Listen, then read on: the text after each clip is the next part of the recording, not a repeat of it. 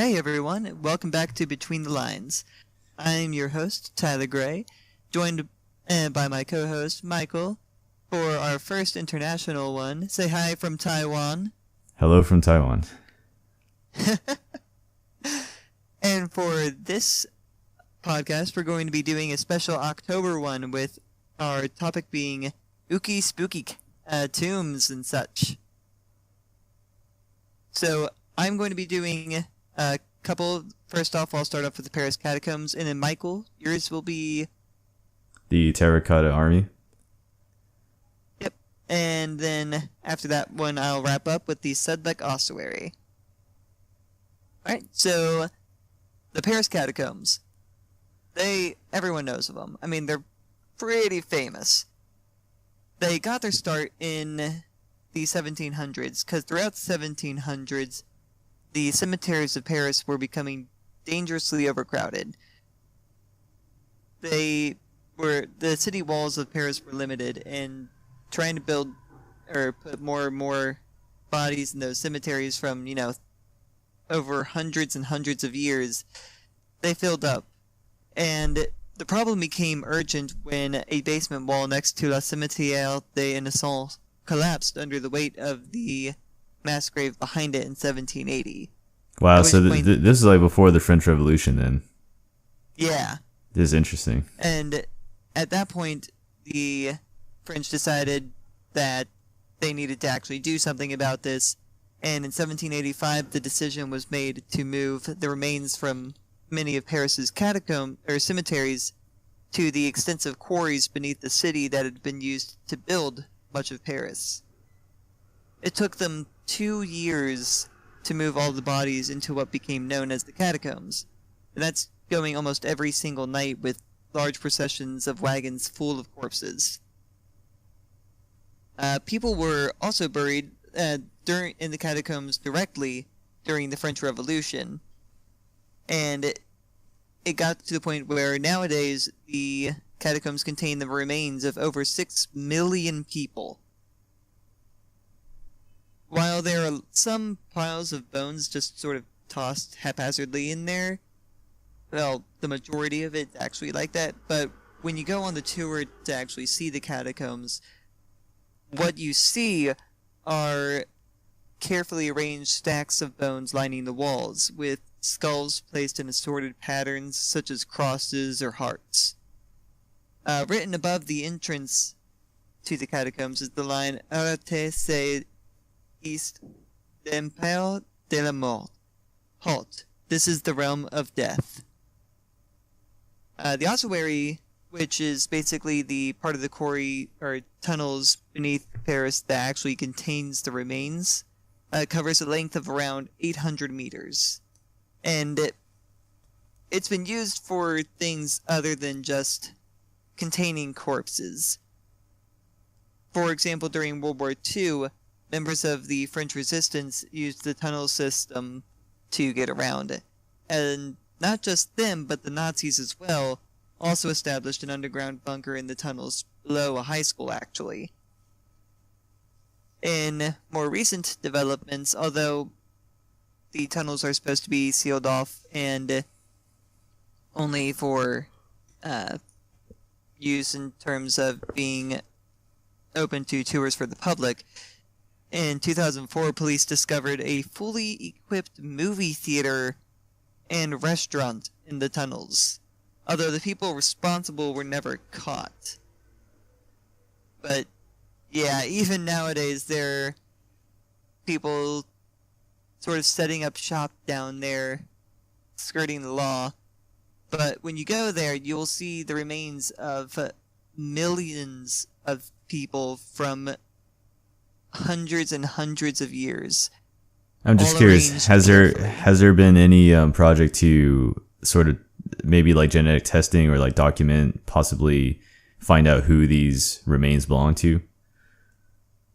Not that I'm aware of. I mean, I know that some of them are known. Like some of the more famous ones that were interred after the main moving of corpses.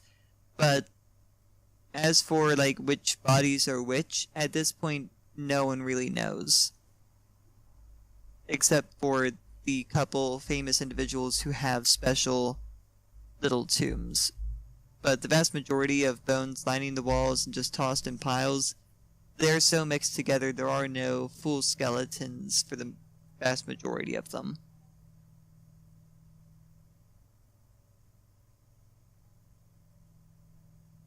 That's the Paris catacombs for you. Okay, so I guess it's my turn. Yep. Okay.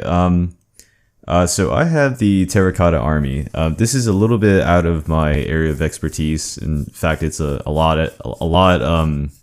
out of my area of expertise. We're talking basically like 1,700, 1,800 years before my sort of area. But the Terracotta Army, I don't think that we have a clear documentary record by Qin Shi Huang as to why he explicitly created it, but I think historians have sort of deduced that he was paranoid during his sort of waning years. He was paranoid about rebellion, paranoid about assassination. As a matter of fact, he had several assassination or unsuccessful assassination attempts on his life, and this made him paranoid. And historians believe that, and I think this is mainly coming from the Chinese historians, so Chinese historiography, they believe that he wanted to create an army to sort of protect him in the afterlife. Not only an army, but there were also officials, acrobats, and musicians. So he clearly wanted to be protected, but also entertained. And so that's sort of the deduction. Qin Shi Huang lived from 259 BCE to 210 BCE. And the Terracotta Army, or to be specific, the tomb where this army is located at, was not actually complete. I think there were more things that were supposed to be added. There were probably going to be more soldiers, probably more statues, more weapons, maybe more booby traps, because in fact this place is booby trapped. The whole thing itself is like a mausoleum, and within it is the army, and then a particular part of the mausoleum is the tomb itself. Qin Shi's tomb, that is actually not open. The area outside, which is where the army is, that is actually open. That's excavated, but the inside of his tomb is not excavated. I think some archaeologists don't want to open it up because of the high levels of mercury. Because within his tomb itself, I think Sima Qian, a historian from the Han Dynasty, a pretty famous historian actually, he was writing about Qin Shi Huang and said that there were sort of lakes or rivers of mercury within his tomb. And so remote testing has actually confirmed that there are high levels of mercury. So even if archaeologists and historians can't open it, remote testing has confirmed, high levels of mercury. So there's at least some kind of confirmation. But anyway, so Qin Shi Huang, he's pretty famous because this is the first dynasty that unified China. I think every world history student knows about that fact. He unified China for the first time under the imperial system. He ended feudalism, so there was more of a central government, standardized currency, weights and measures, linked states together with canals and highways, and he started the first iteration of the Great Wall of China. So this is a pretty important first step within Chinese history, and this is all happening, BCE. This is before Christ, and so these are very important developments within sort of the greater Chinese historiography. He was actually not popular, and at times he was a tyrant. I think Tyler, you know this. He was, one of his more infamous acts was burning books, right? Sort of like censorship. In other words, censorship, things that he didn't agree with or things that went against his sort of policies or rules. He enacted high taxes and had low tolerance for dissent. Again, I mentioned that he was starting to get paranoid after his assassination, or the unsuccessful assassination attempts on his life. And like I said, this is we're thinking that, or at least historians think that this is sort of the cause of him creating the Terracotta Army. Now the tomb itself, was discovered in 1974, or yeah, discovered, if you want to call it that, by archaeologists in Xi'an, China. So this tomb is in Xi'an, which was the former capital of China, which changed over, the capital of China has changed over time, but this was at that time Xi'an, and this was 1974. So this is during, I think this was during the Cultural Revolution. So it's been sealed away for basically 2,000 years. It's kind of interesting how not the Han Dynasty, the Song Dynasty, Yuan Dynasty, Qing Dynasty, no other dynasty has actually excavated until the 20th century, until 1974. Most of our information comes from Sima Qian, like I mentioned earlier, the historian from the Han Dynasty. He said that within the tomb itself, there were models of palaces, models of pavilions, vessels like jars, maybe like obviously like gold and treasure and jewelry. And again, the sort of, I don't know if a moat is the right word, but maybe like some kind of like small lake or small pond of mercury. And again, remote sensing does confirm high levels of mercury. According to Sima Qian, it took more than 700 conscripted laborers to actually build this mausoleum, build this tomb, create the soldiers, create the chariots and things like that. The army itself, it's really interesting, and you probably hear this fact a lot when you read about it, but no two statues are the same. So thinking about that, no two statues are the same. He ordered every sort of statue, every kind of thing in there to be unique. And that's very painstaking, like it's quite easy to maybe make a copy of the same soldier with the same weapon, but we're talking like spears and swords and shields and armor, and facial expressions, all these things are different. He wanted that, and what does that say about his personality and the things that he was trying to accomplish, or how much protection and things like that. Again, because we don't really have a true written record from him exactly. Like I mentioned, there were officials and acrobats and musicians along with those soldiers, chariots, lifelike details. Now, for commentary, like my general commentary and historiography, I wanted to talk a little bit about that, actually. Most of our accounts do come from Sima Qian. Some more recent observations and more recent research have found out that it seems like the acrobats and the musicians have a sort of maybe Greek influence, like the way they dress and like maybe the instruments are being used. And so there's a new theory within this historiography suggesting that Chinese artists might have been inspired by foreign artists. Or maybe not directly, maybe not like a Greek person going to China, but maybe like an Indian person who was familiar with Greece, for example. So there have been some newer theories. Obviously, maybe not 100% confirmed, and maybe we might never know, but it's interesting to kind of bring that up. Also the fact that 700 laborers helped build the tomb and the soldiers and the mausoleum. I think to modern accounts, this seems a little bit over the top and may not actually be that many people. The final thing I want to say was this is an interesting kind of mix between archaeology and history. We don't really need to get into that kind of discussion, but like when you go, the older you go, you may not always find written records about everything. Maybe the person wasn't literate, or maybe that society has not even developed a writing language, because actually Chinese characters the modern form of the Chinese characters were not invented during the Qin dynasty. They were using an older form of the characters, and so the language was still developing and things like that.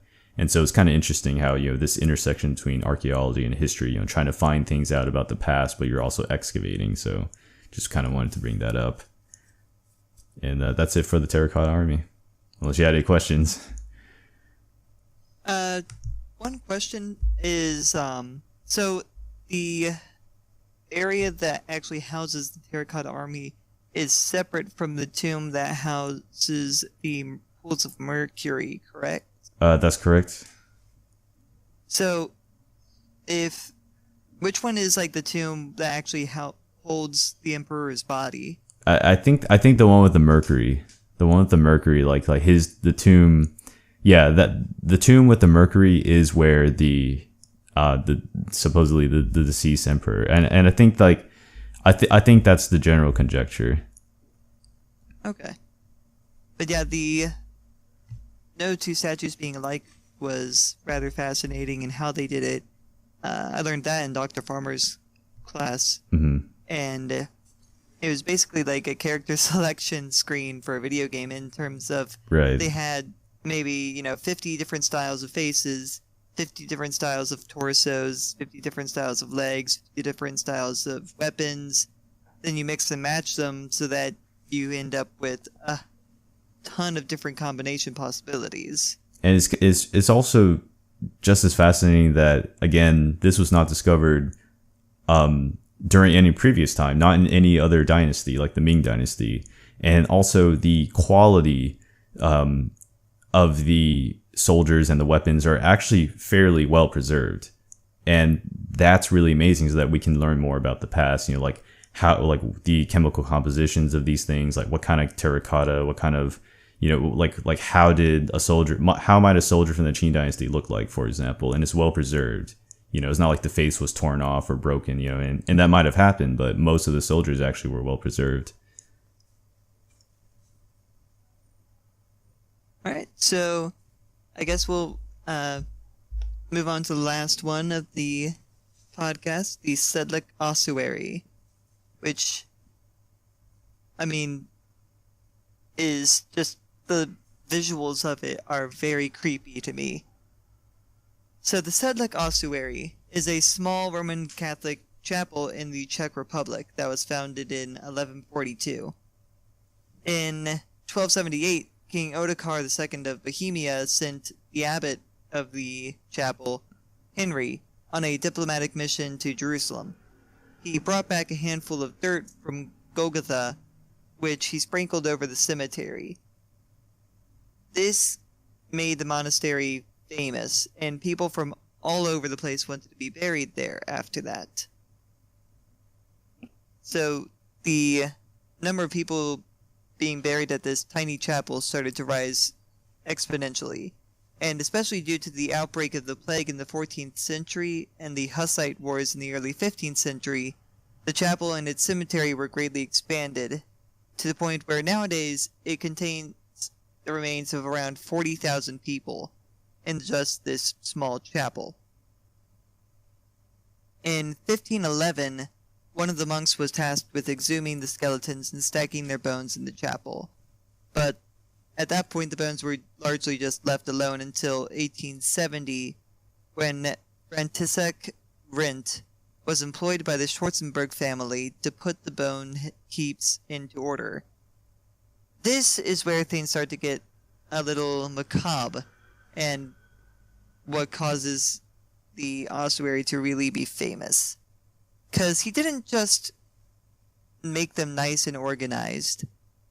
Brent organized them into 4 enormous bell-shaped mounds in the corners, as well as creating a chandelier using at least one of every type of bone in the human body. He also made a coat of arms of the House of Schwarzenberg out of bones, garlands of skulls, and even wrote his signature into the wall using bones from these corpses. The entire chapel is decorated in bone ornamentation. I highly suggest looking at pictures of this because it's just unbelievable, the level of detail and just how creepy it is.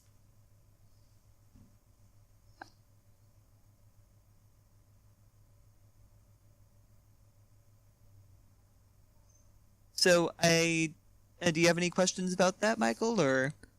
No immediate questions, or no questions. It's not a very large chapel, so there's not too much to discuss with it, but it is visually one of the most macabre and disturbing places you will ever see in your life.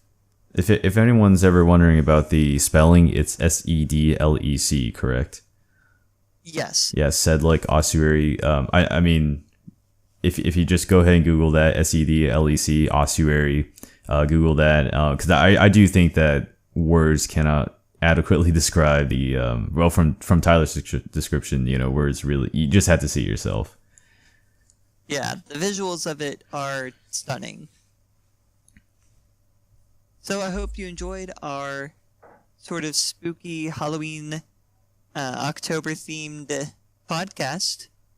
And I hope that this went well, considering this was our first one with Michael being in Taiwan and trying to organize the time difference and everything. Hopefully everything turned out okay. Yeah, it's still a pleasure to continue the podcast, even though I'm here in Taiwan and I'll be here for a year. So, yeah, we do hope that the episode came out all right, and we hope that you guys enjoyed it. And thanks for listening. All right, and hope you guys have a good night.